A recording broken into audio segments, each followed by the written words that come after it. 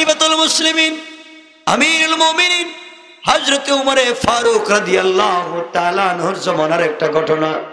ওমর তো এই ব্যক্তির নাম যার নাম শুনলে শয়তানও ভয় পায়, ঠিক না? ঠিক না?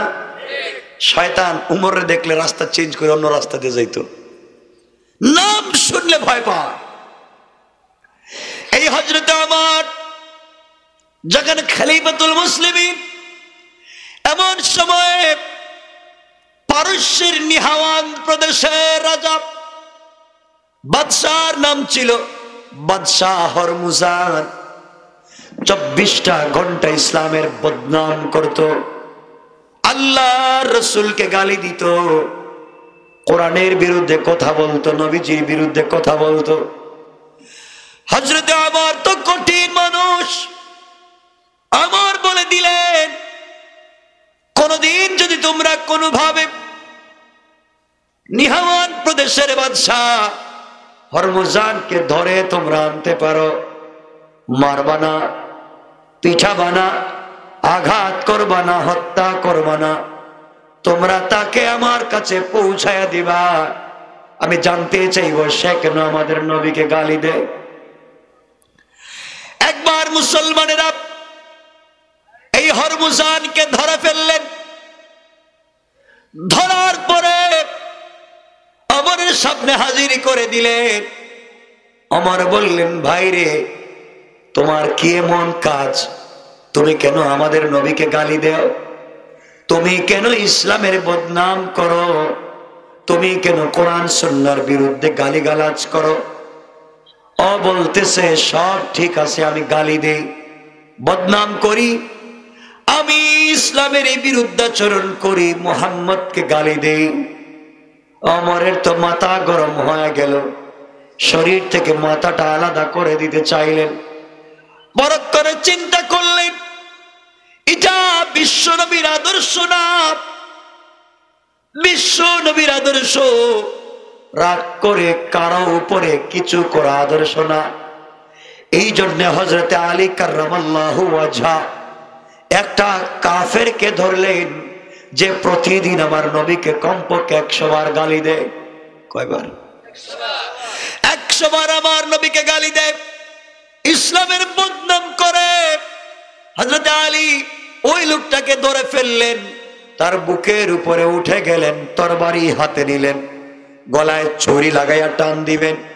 এমন সময় ওই কাফেরটা নিচ থেকে হযরত আলীর মুখের মধ্যে থুতু মেরে দিল মুখ থেকে। হযরত আলীর মুখে যখন এই কাফের থুতু মেরে দিল, আমরা হইলে তো শরীরটাকে কাটতাম ইচ্ছা মতো, রাগে গুসায়। আলী তাকে ছেড়ে দিলেন। ছেড়ে দেওয়ার পরে যুবক বলতেছে, আলী রে, তুমি আমাকে ধরলে, আমাকে শোয়ালে, আমার বুকের উপরে উঠলে, গলায় তরবারি লাগাইয়া টান দিবে, আমি তোমার মুখে থুতু দিলাম, তুমি তো আরো বেশি মারবার কথা, রাগ উঠবার কথা, তুমি আমাকে ছেড়ে দিলের কারণ কি?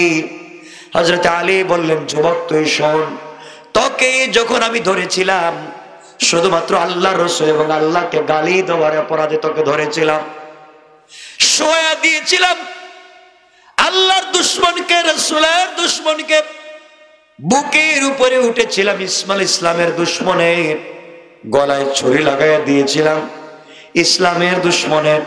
কিন্তু তুমি যখন আমার মুখের মধ্যে থুতু মেরেছো, আমার রাগ উঠে গেছে।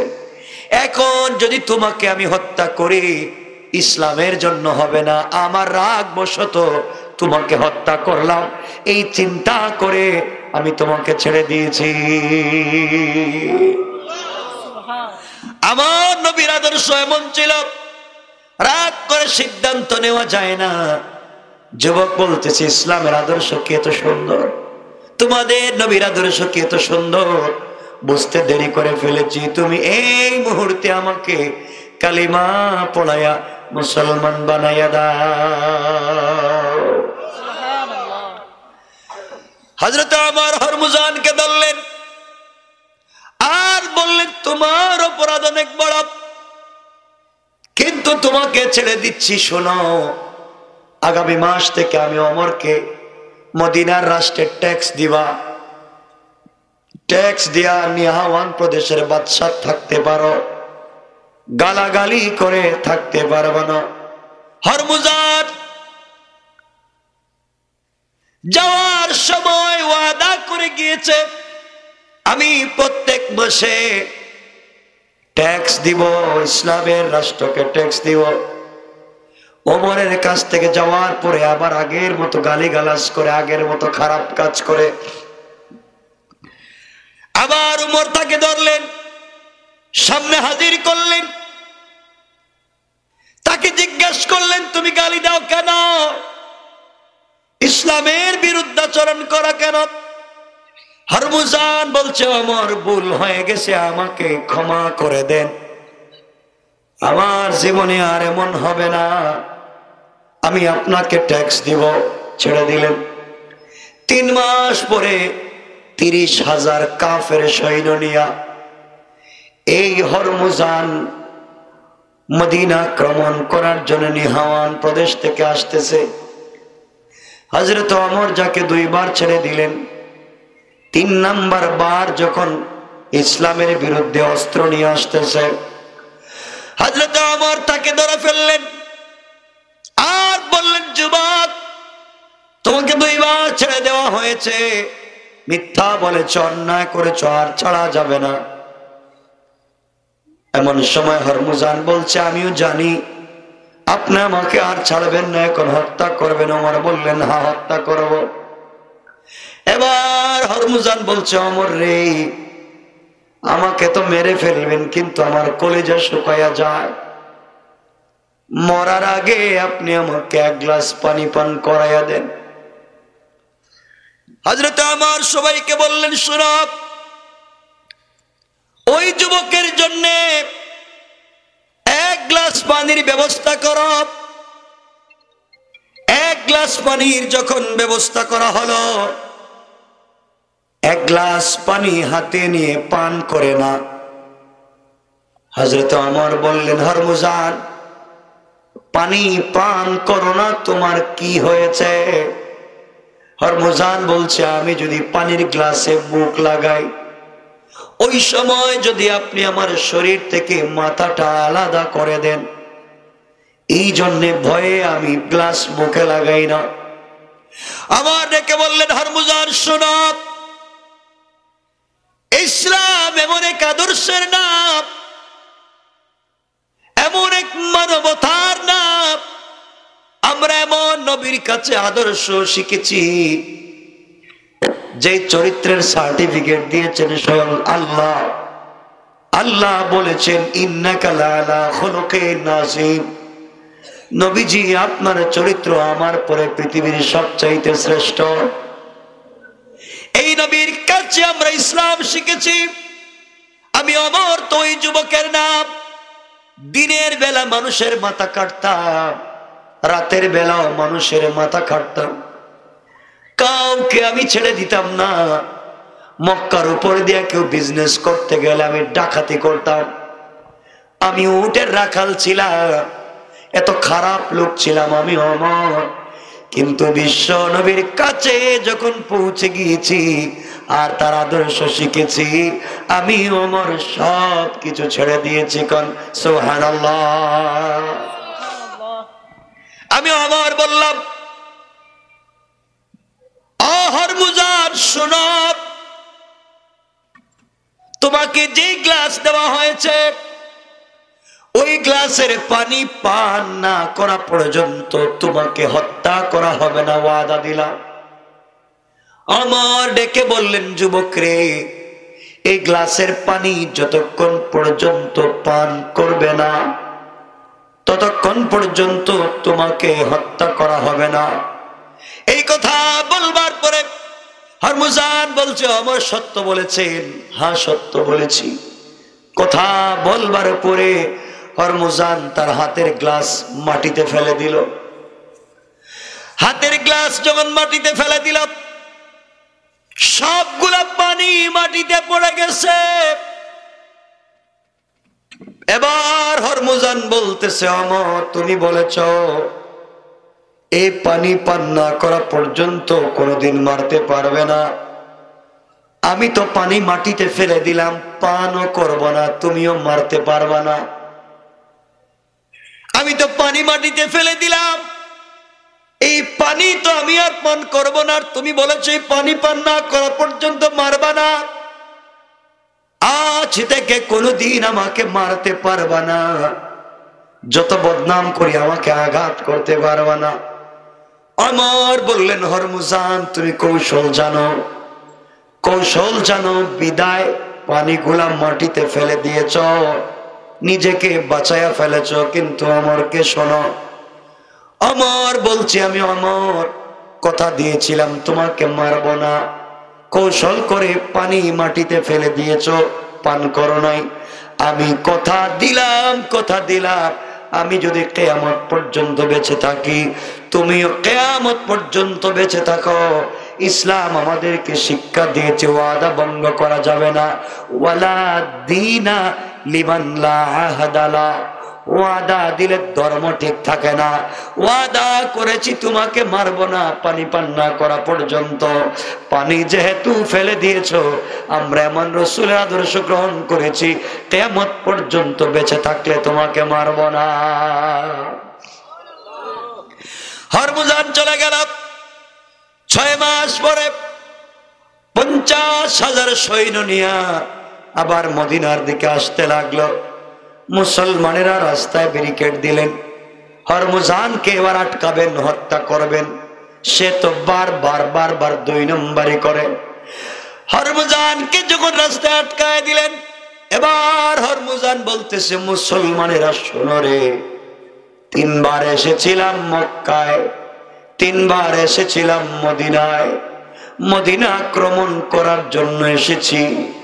আর এবার আমি হরমুজান ওমরের কাছ থেকে 6 মাস আগে যে আদর্শ শিখেছি, যেই নবীর আদর্শের কথা শুনেছি, এইবার আমি 50,000 সৈন্য নিয়া সেই ওমরের কাছে চলে যাই, যুদ্ধের জন্য না, কালিমা পড়ে মুসলমান হয়ে যেতে চাই।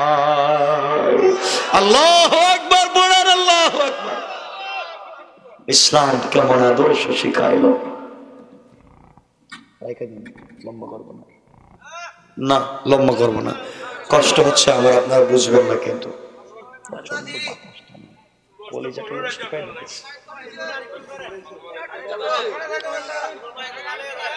আরে শোনেন না, আমি বলবো না আমার রতন বাইরে, ও ভালোবাসি অনেক বেশি, অনেক ভালোবাসি, কিন্তু প্রোগ্রাম দিতাম না। যাক, ভালোবাসার টানে দিয়ে ফেলেছি। আপনাদেরকে আসবো, কথা বলবো লম্বা সময়। শুনেন, আলোচনা তো আমি হাদিস পড়ছি, কোরআনের আয়াত পড়ছি, তা তো শেষ করি নাই, সামনে কিছু বলি, সংক্ষেপ করি। তো ইসলামের আদর্শ শুনতে পারছেন? ইসলামের আদর্শ কেমন দেখছেন? ইসলামের আদর্শ হচ্ছে স্বচ্ছ, গালাগালি নাই, মারামারি নাই, ওয়াদা ভঙ্গ নাই। আর আমাদের তো ওয়াদা ভঙ্গ করি না, ওয়াদা তো দেই না ঠিক মতো। কথা বলে ঠিক কিনা? কারণ আগেকার মানুষ দুধে পানি মিশিয়ে বাজারে বিক্রি করত, ঠিক না? কি মিশাইতো? দুধে কি মিশাইতো? আর এখন পানিতে দুধ মিশায়, ঠিক না? আমরা ভালো মানুষ হয়েছি না খারাপ হয়েছি? কথা কর না কেন? মসজিদে জুমাবারে লোকের অভাব হয় না, কিন্তু বাকি 1 সপ্তাহ লোক পাওয়া যায় না। কথা বলেন না কেন? সারা সপ্তাহ নামাজ পড়ে না, শুক্রবারে গিয়ে হুজুরে শুধু গুতায়, এটা কেন, ওইটা কেন, এটা কি বললো, এই শুরু হয়ে গেছে। আছে না নাই?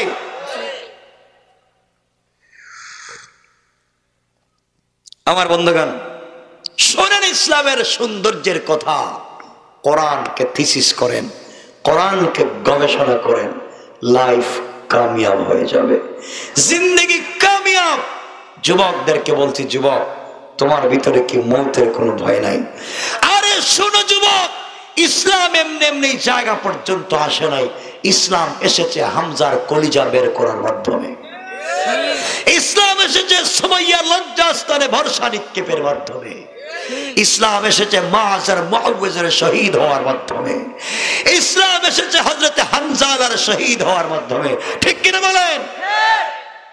ইসলাম এমনি এমনি জায়গা পর্যন্ত আসে নাই। ইসলামকে নিয়ে যদি কেউ কটাক্ষ করে, আল্লাহ এবং তার রাসূলকে কেউ যদি গালি দেয়, এই দেশের যুব সমাজ ঘরে বসে থাকতে পারে না।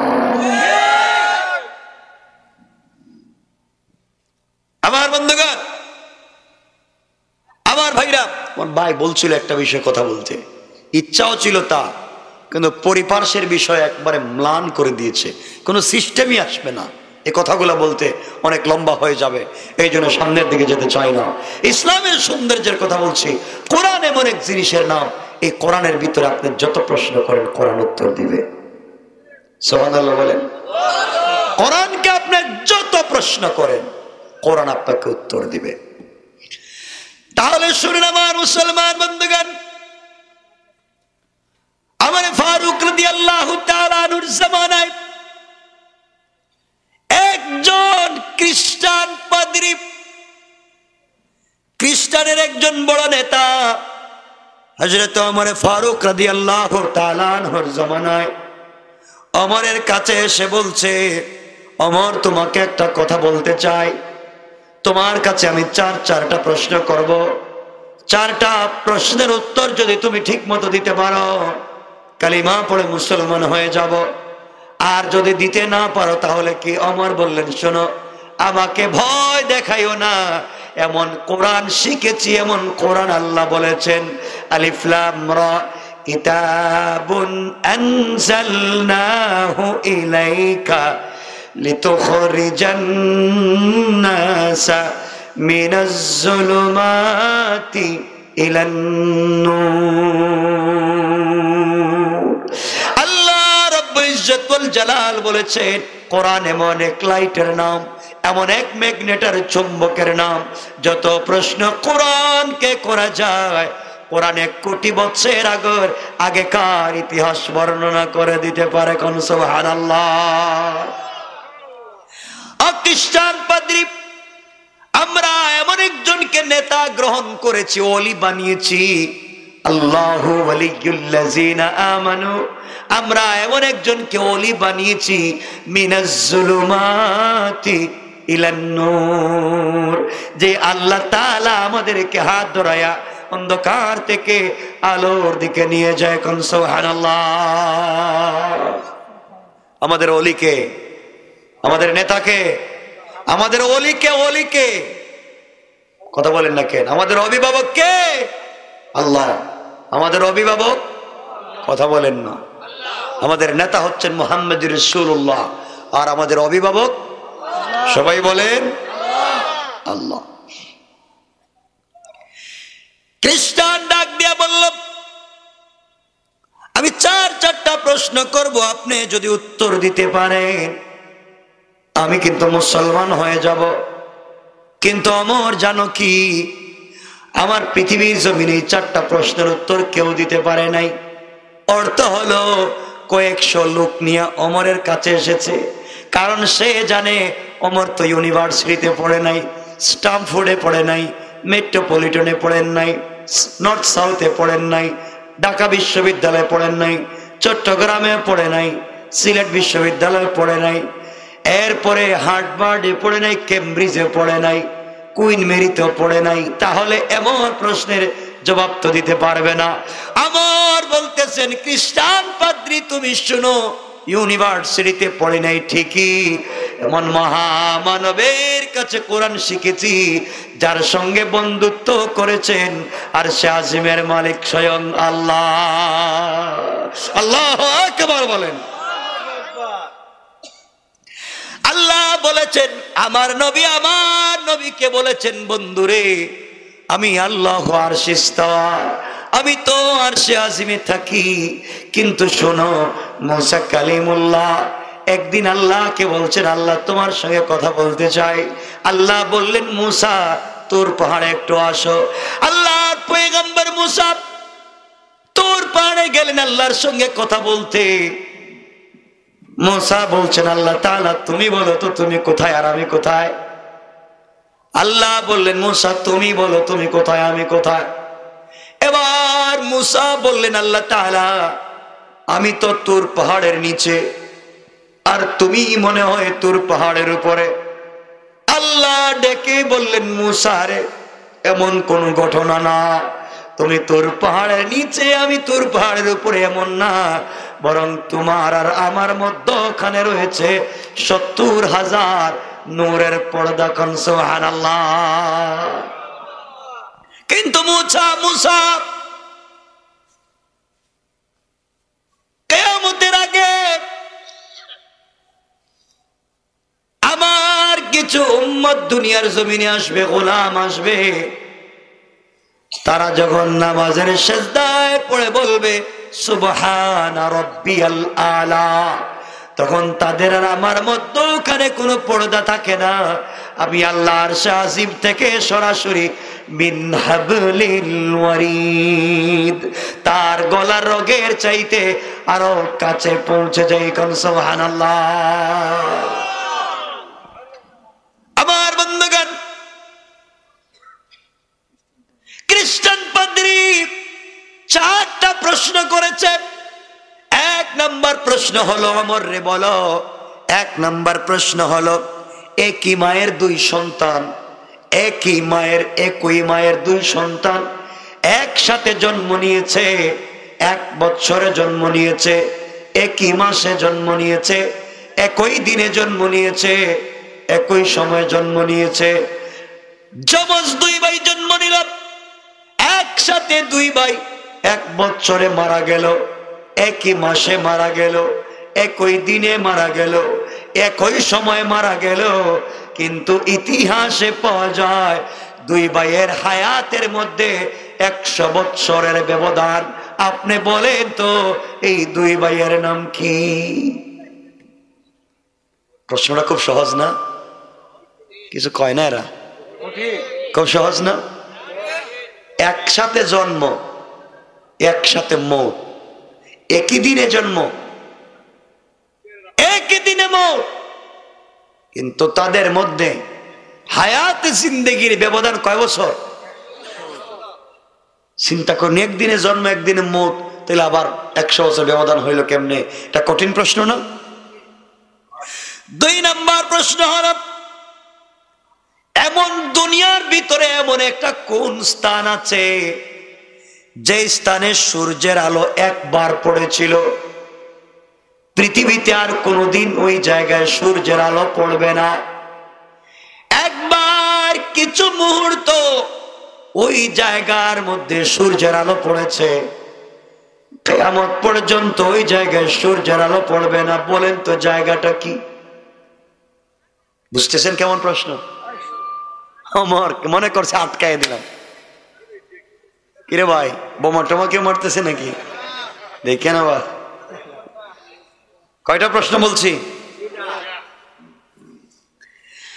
3 নাম্বার প্রশ্ন আমার, এমন কোন কয়েদখানা, এমন কোন জেলখানা যেই জেলখানার ভিতরে শ্বাস ফেলবার ব্যবস্থা নাই, কয়েদখানার ভিতরে হাঁটাহাঁটির ব্যবস্থা নাই, কয়েদখানার ভিতরে খাবারের ব্যবস্থা নাই, শ্বাস ফেলা যায় না, হাঁটাহাঁটি করা যায় না, খাবার পৌঁছানো যায় না।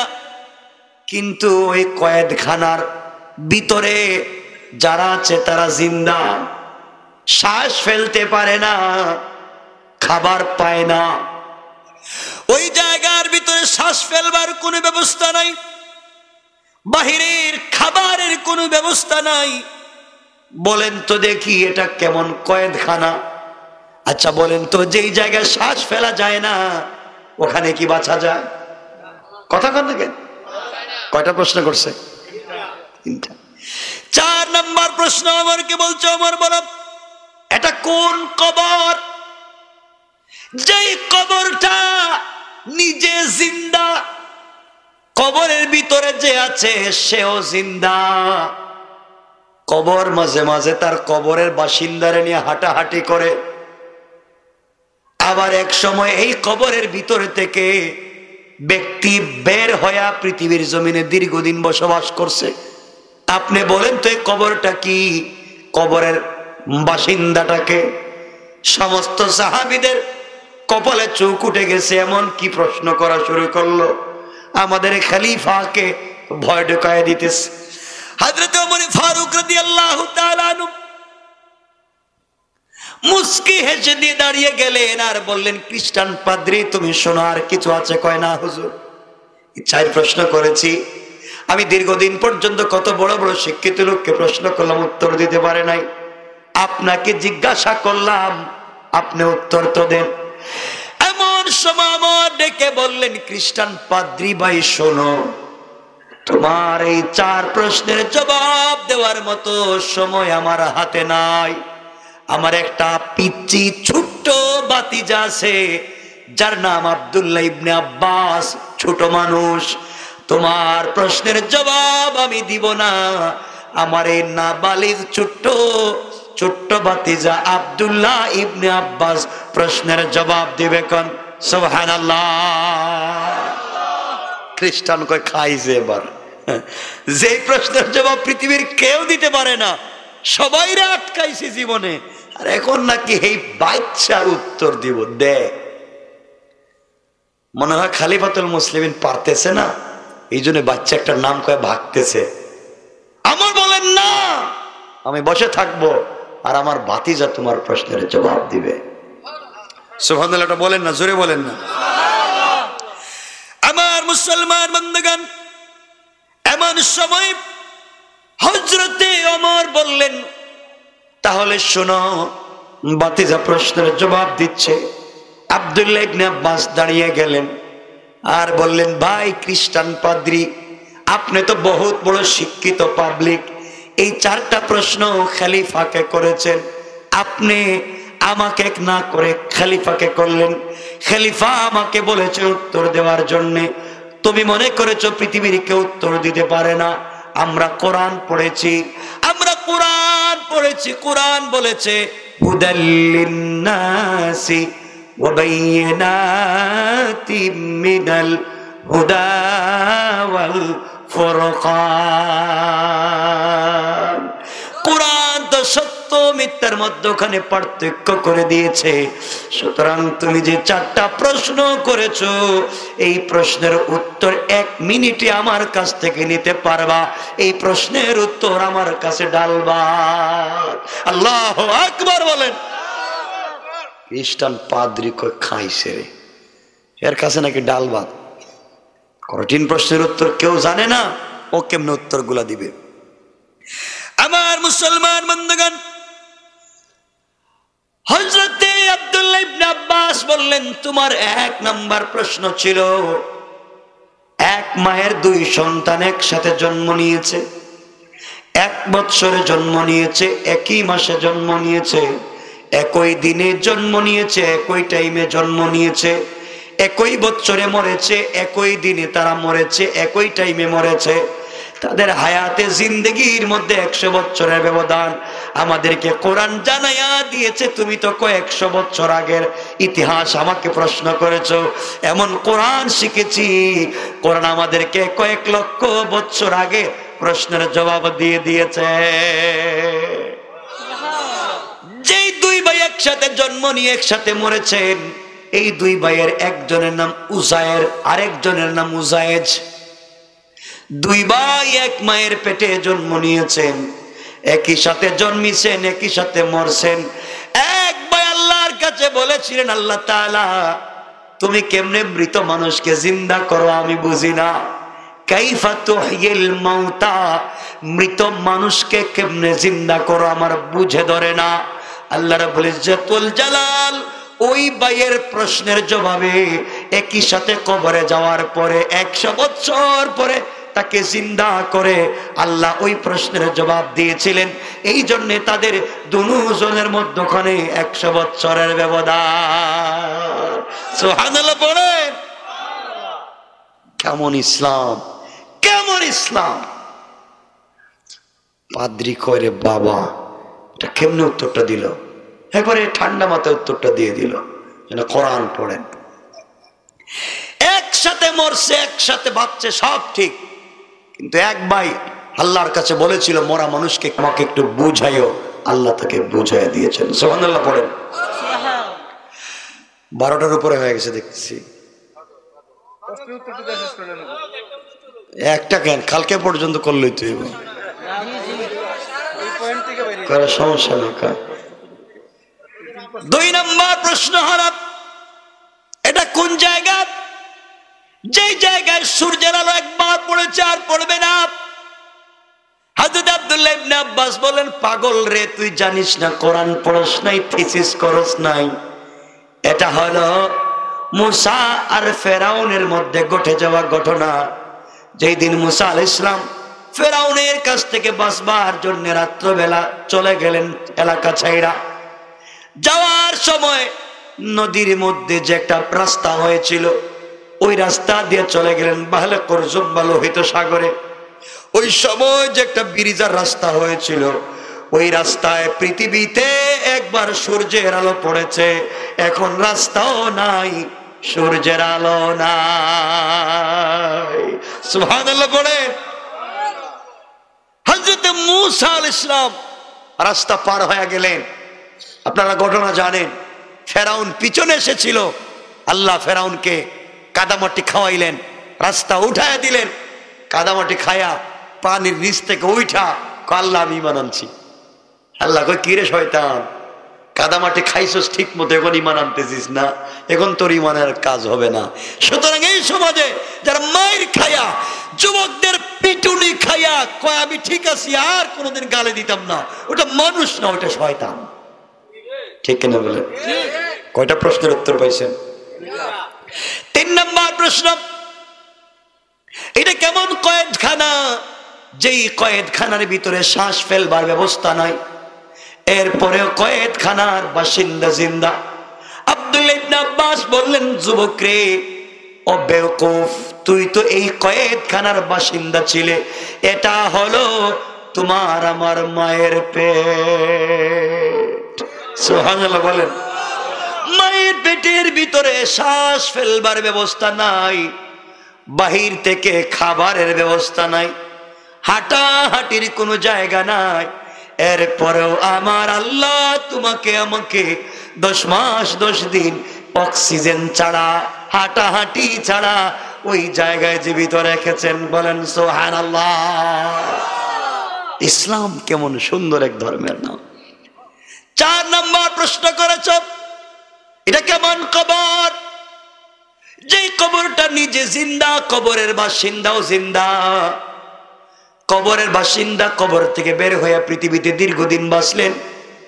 ও পাদ্রী খ্রিস্টান, তুমি জানো না এটা হলো হযরতে, কবরের বাসিন্দার নাম হযরতে ইউনূস, আর কবরের নাম হলো মাছের পেট। হযরতে ইউনূস মাছের পেটে ছিলেন, মাছ ইউনূসকে নিয়ে ঘোরাঘুরি করেছে, দৌড়াদৌড়ি করেছে, কিন্তু ইউনূস এই মাছের পেট থেকে বের হয়ে দীর্ঘদিন পর্যন্ত পৃথিবীতে বেঁচেছেন, বসবাস করেছেন, দ্বীনের দাওয়াত দিয়েছেন। এগুলা আমাদেরকে কোরআন শিক্ষা দিয়েছে।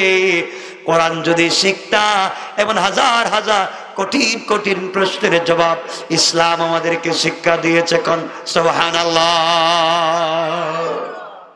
এজন্য এই কোরআন পড়বেন তো ইনশাআল্লাহ। এই জন্য আমার আল্লাহ বলেছেন, গোলামের দল, দুনিয়ার জমিনে তোমরা যদি ভালো কিছু জানতে চাও, পৃথিবীর জমিনে সব থেকে উত্তম কিছু জানতে চাও, কোরআন থিসিস করো, কোরআন গবেষণা করো, কোরআন পড়ো। তোমরা যদি কোরআন পড়ো, এটা এমন এক কিতাব, দুনিয়ার জমিনে আমি আল্লাহ যত কিতাব দিয়েছি কোন কিতাব নিজে পড়ি নাই, তিলাওয়াত করি নাই, শুধু সিলেটে লেখা দিয়ে দিয়েছি, আমি একদিনও তিলাওয়াত করলাম না। কোরআন এমন এক কিতাবের নাম, এমন এক বইয়ের নাম, যে কোরআন 30 পারা স্বয়ং আমি আল্লাহ নিজে তিলাওয়াত করেছি। সুবহানাল্লাহ পড়েন। এই জন্য এই কিতাবের নাম শুধু কিতাবুল্লাহ নয়, এটার নাম কালামুল্লাহ। এটা কালাম, আল্লাহ নিজে পড়েছেন। সুবহানাল্লাহ পড়েন। সুতরাং আর লম্বা করতে চাই না, আমি কোরআনের 4টা গুণ বলছি যে আয়াত পড়েছিলাম। 1 নম্বর অহংকার করা, সবাই বলেন না। 2 নম্বর গালি দেওয়া, 3 নম্বর রুকু সিজদা কার পায়ে, 4 নম্বর তাওবা করবেন কার কাছে। এটা হচ্ছে আমার তেলাওয়াতকৃত আলোচ্য আয়াতের সরল অনুবাদ, তাফসীর করি নাই। আর একটা হাদিস পড়েছিলাম তাবরানী শরীফ থেকে। এই হাদিসে রাসূলুল্লাহ 4 গুণ বলেছেন। 1 নম্বর, ইয়া আইয়ুহান নাস আফশুস সালাম, তোমরা একে অপরকে সালাম দিবে। কি দিবে? আপনারা সালাম দেননি? আপনারা আসসালামু আলাইকুম, সালাম আলাইকুম এভাবে দে, এখন এভাবে সালাম দে দেখছি, সালাম আলাইকুম। এটা কি সালাম না শয়তানি? কথা কেন না কেন? সালাম দেয় না, শুদ্ধ করে সালাম দিবেন। 1 নম্বর সালাম আফসুস সালাম। 2 নম্বর ওয়াতইমুত তুআম, যার ঘরে খাবার নাই তার ঘরে খাবার দিবেন।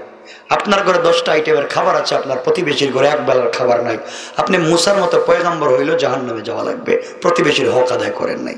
কথা বুঝতে পেরেছেন? 2 নম্বর, শুধু অনুবাদ তাফসির করতেছি না, কারণ এক একটা গুণ নিয়ে তাফসির করলে আমাকে লাগবে 2 ঘন্টা। 3 নম্বর ওয়াসিলুল আরহাম, আত্মীয়তার বন্ধন ঠিক রাখবেন। আত্মীয়তার বন্ধন আসেনি আপনাদের? ঠিক কয় আছে। আত্মীয়তার বন্ধন দেখবেন, ছেলেটা আমেরিকা থাকে, লন্ডন কানাডা থাকে, ঢাকা শহরে থাকে, বিয়ের আগে মায়ের খবর নেই, মা তুমি কেমন আছো, তোমার ডায়াবেটিস কমছে না বাড়ছে, আর বেজান তোমার প্রেশার কমছে না বাড়ছে, মা বাপ তোমরা দুজন কি ভালো আছো, সব ঠিক, ঠিক মতো দিন রাত্রে টেলিফোন করে খবর নেই। এই যুবকটা যেদিন বিয়ে করে, বিয়ের পরের দিন থেকে তার লাইফে তার বউ, তার শালি, তার শালা, তার শ্বশুর শাশুড়ি ছাড়া তার চৌকে আর কিচ্ছু দেখে না। কথা কয় না? এখন বাপরে আব্বা কয় না, মারে আম্মা কয় না, কয় বুইড়া শ্বশুর বাড়ি গা খাম্মা আসসালামু আলাইকুম, আপনি আঙ্গুর খাইবেন না আপেল খাইবেন, থাপড়াইয়া দাঁত ফেলাই দেয়। শ্বশুর বাড়ি গা আঙ্গুর খাইবেন না আপেল খাইবেন, ওখানে সব ঠিক, নিজের মা বাবার খবর নাই। আছে না নাই? 3 নম্বর 4 নম্বর রাসূল বলেছেন সাল্লু ফিল লাইলি ওয়ান নাসু নিয়াম, রাত্র যখন গভীর হয়ে যায়, সব মানুষ ঘুমিয়ে যায়, সবাই ঘুম থেকে উঠো, ঠান্ডা পানি দিয়ে ওযু করো, আর তাহাজ্জুদের সিজদায় দাঁড়াইয়া কান্দো। যদি এই কাজ করতে পারো ফাদাখালাল জান্নাতা বিসালাম, মরলেই দারুস সালাম নামক জান্নাতে পৌঁছে যাবেন। তাহলে এতটুকুন সরল অনুবাদ, এতটুকুন ওয়াজ আজকে থাকবে। কয়টা গুণ সর্বমোট? কোরআনের 4টা, হাদিসের এই কথাগুলো তো মনে থাকবে। সারা রাত্র ওয়াজ করলাম, কিচ্ছু নাই, এগুলো আমার দ্বারা কাজ হবে না। আপনাদেরকে এই 8টা জিনিস কমপক্ষে মনে রাখেন। 1 নম্বর, আল্লাহর গোলাম হতে হলে 1 নম্বর গুণ দেখবেন, এই 8 গুণ যদি আপনার ভিতরে থাকে আপনি আল্লাহর গোলাম। 8টার 1টা যদি না থাকে আপনি আল্লাহর গোলাম না। উলাইকা কাল আনআম, চতুষ্পদ জন্তু, বালহুম আদাল, তার চাইতে আরো গুমরা। 1 নম্বর অহংকার করা, 2 নম্বর গালি দেওয়া, 3 নম্বর রুকু সিজদা কার পায়ে, 4 নম্বর তওবা করব কার কাছে, 5 নম্বর সালাম বিনিময়, 6 নম্বর প্রতিবেশীর হক, 7 নম্বর আত্মীয়তার বন্ধন ঠিক, 8 নম্বর গভীর রাতে তাহাজ্জুদ। 8 গুণ অর্জন করবেন, মরবেন ফাদাখালাল জান্নাতা বিসালাম, মরলে দারুস সালাম নামক জান্নাতে আল্লাহ পৌঁছে দিবেন। দারুস সালাম এই জান্নাতের নাম, যেই জান্নাতে জান্নাতীরা বসে থাকবে চেয়ারে, যে চেয়ার হবে হীরা জবরদস্ত ইয়াকুত মণিমুক্তা পাথর দিয়ে তৈরি করা, এক একটা চেয়ার জমিন থেকে আকাশ পর্যন্ত উঁচা, এই চেয়ারে বসে থাকবে মুসলমানেরা, আর আল্লাহ দাঁড়াইয়া দাঁড়াইয়া সালাম দিবেন। সালাম, এটা অনেক লম্বা তাফসীর। বসা থাকবেন মুসলমান গোলাম, আর আল্লাহ থাকবেন কি? আল্লাহ দাঁড়ায়া বলবেন, আল্লাহ কোরআনে বলছেন তোমাদের সঙ্গে যখন আমার মুলাকাত হবে আমি আল্লাহ তোমাদেরকে সালাম দিব। ওই সময় আমরা ওই 8টা গুণ যদি অর্জন করতে পারি দুনিয়ায়, আমরা থাকবো জান্নাতের চেয়ারে বসা, আর আল্লাহ তার জান্নাতের পর্দা সরাইয়া তার জান্নাতি বান্দাদেরকে দাঁড়াইয়া দাঁড়াইয়া সালাম দিবেন। বলেন সুবহানাল্লাহ। আল্লাহ নিজে সালাম দিবেন। আচ্ছা কোন তো আল্লাহরে দেখছেন কোনোদিন? আরে ওই দিন আল্লাহ সালাম দিবেন, আপনি আল্লাহরে সরাসরি দেখবেন। আল্লাহ দাঁড়ায় থাকবেন আর আপনি আল্লাহ সালাম দিচ্ছেন, আপনার চেহারার দিকে তাকাচ্ছেন, আরে আল্লাহ, এটা আল্লাহ। আল্লাহু আকবার বললেন না? আরে এমনি না, ওই দিন অনুষ্ঠান হবে, অনুষ্ঠান জান্নাতের ভিতর অনুষ্ঠান হবে।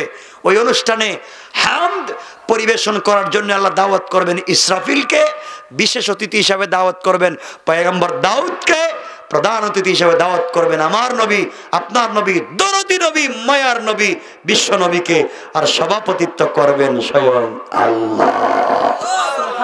ওয়াজ বাদ, আজকে এই ওয়াজে যাইতেছি না, শুধু নাম বইলা গেলাম। ওই দিন আল্লাহ নিজে কোরআন শরীফ পড়বেন। কত কারির তেলাওয়াত তো শুনছেন, ওই দিন তেলাওয়াত করবেন স্বয়ং আল্লাহ। আল্লাহ ওই দিন সূরা রহমান পড়ে বলবেন আনার রহমান, আমি রহমান, আমি যার উপরে তোমরা সেজদা করতে আমি আল্লাহ। টান দিবেন, 1000 লক্ষ বছর চলে যাবে, জান্নাতীদের খবর থাকবে না। এটা অনেক লম্বা আলোচনা, আজকে আর দরকার নাই, রাইকা দিলাম। আমার জন্য দোয়া চাই, 12:15।